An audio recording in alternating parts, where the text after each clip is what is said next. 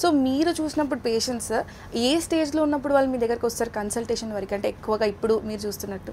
అలా డెఫినేషన్ లేదు, but definitely ఒక పర్సన్కి క్వాలిటీ ఆఫ్ లైఫ్ ఎఫెక్ట్ అయితే వాళ్ళు వస్తారు అనుకోండి. సోషల్ ఎంబారెస్మెంట్ అవుతుంది, ఒక మ్యారేజ్ ఫంక్షన్లో వెళ్ళారు, ఆ మ్యారేజ్ ఫంక్షన్లో 3 hours ఫంక్షన్లో 3 times బాత్రూమ్ వెళ్ళారు అనుకోండి. సో కొంచెం సోషల్ ఎంబారెస్మెంట్ అవుతుంది. ఒక మీటింగ్లో ఉన్నారు అనుకోండి, ఆ మీటింగ్ మధ్యలో యూరిన్ పాస్ చేసుకోవడానికి 2-3 times వెళ్తున్నారు. సో అక్కడ కూడా ఒక ఎంబారెస్మెంట్ అవుతుంది, స్లీప్ డిస్టర్బెన్స్ అవుతుంది, so quality of life effect అవుతుంది.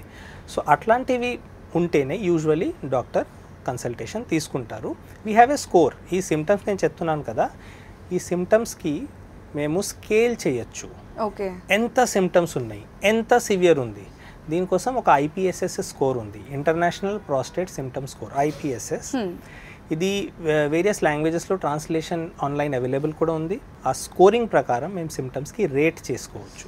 సో 0 to 7 ఉంటే మైల్డ్ సిమ్టమ్, 8 to 19 ఉంటే మోడరేట్ సిమ్టమ్, 20 to 35 ఉంటే సివియర్ సిమ్టమ్స్. అట్లా.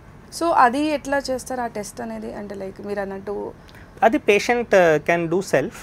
Patient it is like a questionnaire.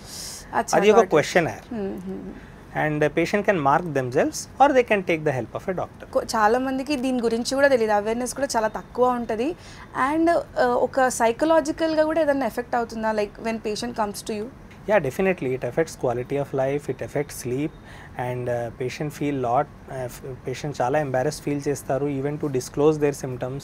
And also there is one more end to it, because urinary symptom to paatu they sometimes even have sexual problems also. So they don't always feel free to share their problem.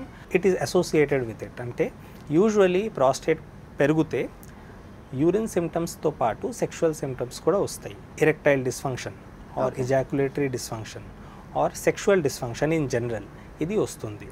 It is a age related problem only, but both are associated, prostate issue and sexual issue.